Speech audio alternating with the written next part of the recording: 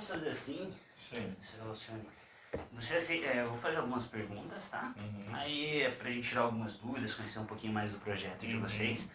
E daí depois a gente responde ali o questionário de Tá. competências, pode ser? Pode, ótimo. Maravilha. Me fugiu o seu nome, desculpa. É Maria Cristina. Maria Cristina, seu Alcione. Isso. Primeiramente, agradeço a disponibilidade de tempo de vocês, tá? E eu sei que é corrida aí a vida de vocês também, cuidando da instituição, do trabalho e tudo mais. Então eu queria saber primeiro de você, Alcione, quais as competências que você acha que um líder de uma instituição deve ter? Olha, eu acho que uma competência de um líder é saber trabalhar em equipe, levar muito em consideração a sua equipe de trabalho e ter vamos dizer assim, uma afinidade com essa equipe, ao mesmo tempo sabendo que ele é o líder, que ele está não acima só no sentido hierárquico, né? Mas acima em competência, acima em responsabilidade, mas que ele tenha esse olhar de equipe. Então o trabalho em equipe ela é essencial. Exato. Maravilha. E dentro desse trabalho de equipe, você acha quais os pontos mais fortes, mais difíceis de você lidar com a equipe? O que é mais trabalhoso, você diz? Eu creio que o da equipe, às vezes, é aquelas coisas que cada um já traz de si. Nós, como temos aqui um espaço terapêutico, a gente lida muito com isso, né? Vamos dizer assim, com as emoções de cada um. Por mais que a pessoa esteja cumprindo a função, mas nem sempre é a função que ela deveria de estar ocupando.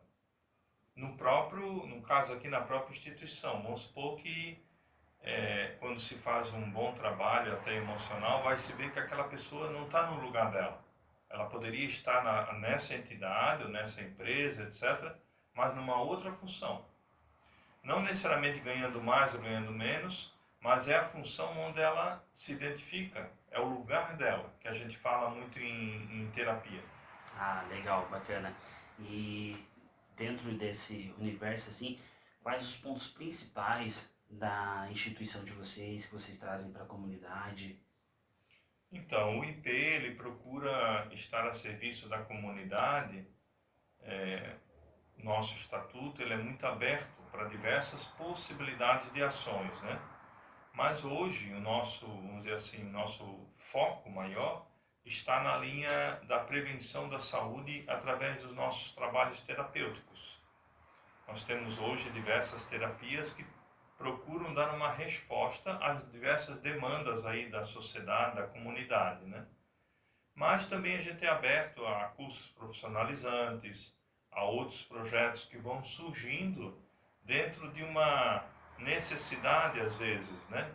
Num momento ou outro da história ou da vida da comunidade. Por exemplo, nós tivemos há pouco um pré-vestibular. Hoje esse curso não está acontecendo no IP. O IP é incentivo, o IP é parceiro, mas eles têm uma autonomia para tocar esse projeto, né? Às vezes é isso também.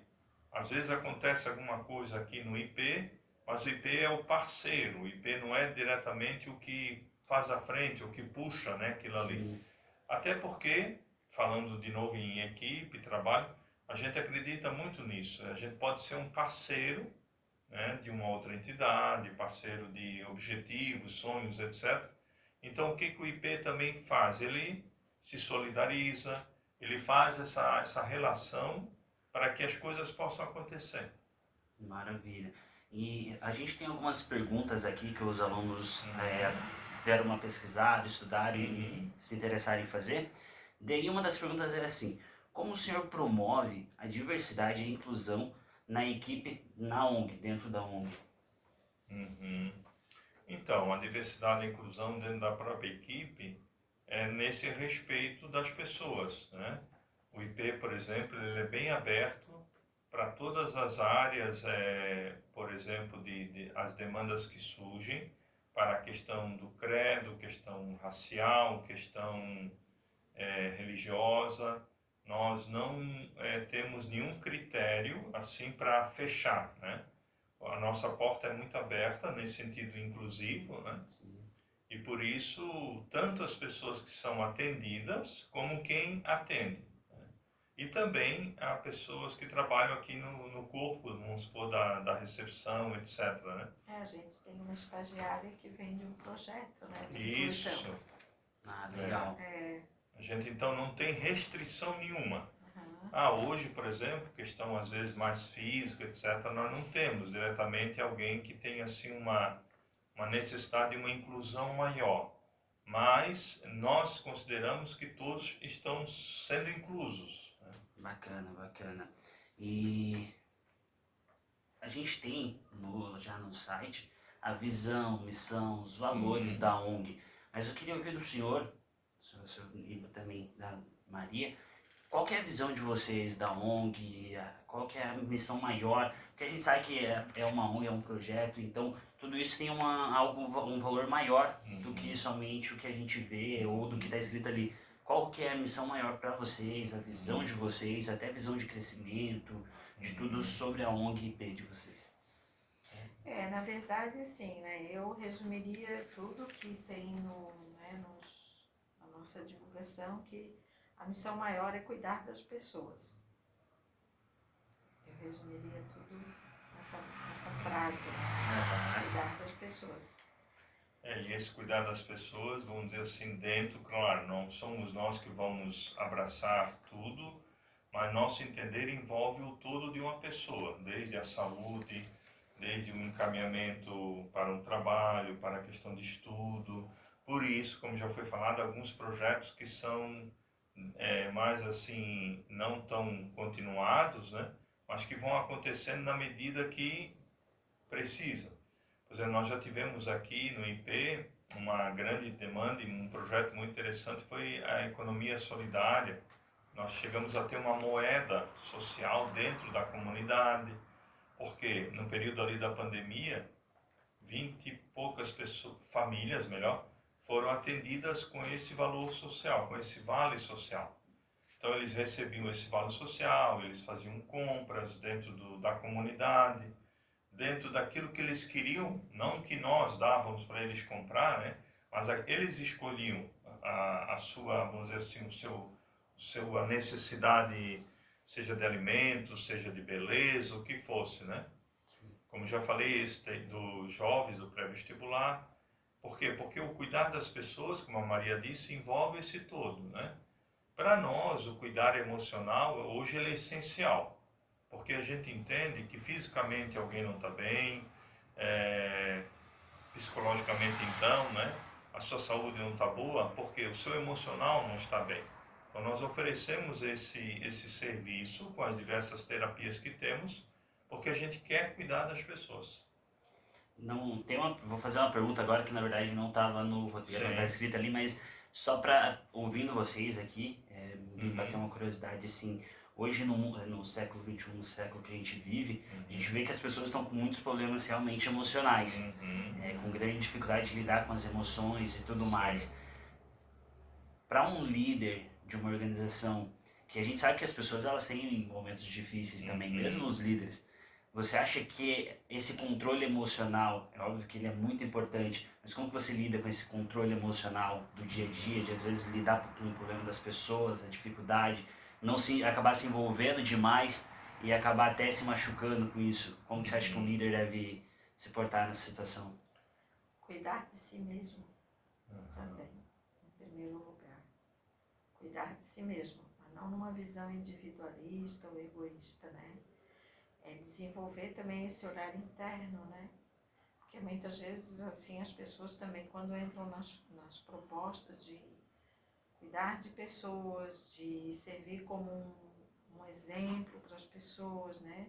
Servir como um suporte para a pessoa, né? Se manter no centro enquanto a pessoa está ali pedindo ajuda, a pessoa tem que ter essa visão do autoconhecimento, né? Passa muito pelo autoconhecimento, né? De ir atrás também de si mesmo, né? Se buscar, para ter uma noção desse controle, né? Que é esse controle emocional, né? Para ter equilíbrio quando as pessoas buscam equilíbrio. Né? Então, esse olhar atento para si mesmo. Até porque esse olhar atento a si mesmo é que vai mostrar, por exemplo, na relação de lideranças, de convívio de trabalho, o que a gente chama nessa área terapêutica as projeções. Muitas pessoas têm dificuldade de lidar, às vezes, com um colega ou com alguém que vai atender por causa disso, porque projeta muito facilmente no outro a sua carga emocional. E muitas vezes, essa coisa de liderança está ligado com a questão da autoridade, está ligado, então, o que a gente chama com a sua pessoa e que nós chamamos de criança interior, que é o quê? Essa imagem que a pessoa está carregando dela e ela precisa achar alguém para projetar nos outros ou em alguém, né? Nos outros nesse sentido, a sua carga emocional. E quase sempre, então, líder tem muito a ver com autoridade, e por isso vai lá no pai que cada um de nós carrega, né? Por isso a gente sugere essa pessoa se trabalhar, se conhecer, como a Maria disse, o autoconhecimento, para lidar com isso, para que ela fique bem e fique bem com os outros, né? Que estão ali, pode ser um colega de trabalho, pode ser alguém que está ali para ser atendido. Maravilha, maravilha. Agradeço aí a atenção de vocês dois. Muito bem. Sei parabéns que pelo seu já estamos aí trabalho. com 11 minutos para vocês terem uma ideia dessa conversa, então Ó, também não quero prolongar muito para não cansar vocês e tudo mais. tranquilo. Mas me tira uma última dúvida, Sim. uma última curiosidade. Tem alguma coisa que vocês não falaram ainda e que vocês acham que é importante falar sobre o Instituto IP? Então, uma das coisas que o IP ele procura trabalhar a sua autossustentabilidade, né? Hoje nós estamos fazendo acontecer essa entidade com esse olhar todo que já foi falado, com essa maneira, essa dinâmica, né? Por isso nós também, que somos da diretoria, né, do IP, nós acreditamos em tudo isso que acontece aqui. Nós também fazemos terapias aqui, nós também buscamos o que tem aqui para quê? Para que a gente também fique bem. Não seja só alguém que está ali trabalhando que tem que ficar bem, eu também preciso ficar bem. O outro, enfim. Então, na verdade, a gente acredita no IP. Maravilha, maravilha. É isso mesmo, então, Maria? Isso mesmo. Maravilha. Agradeço então a atenção de vocês, em Obrigado a nome do você Instituto também. e tudo. É, E agora vamos fazer o questionáriozinho, então? vamos.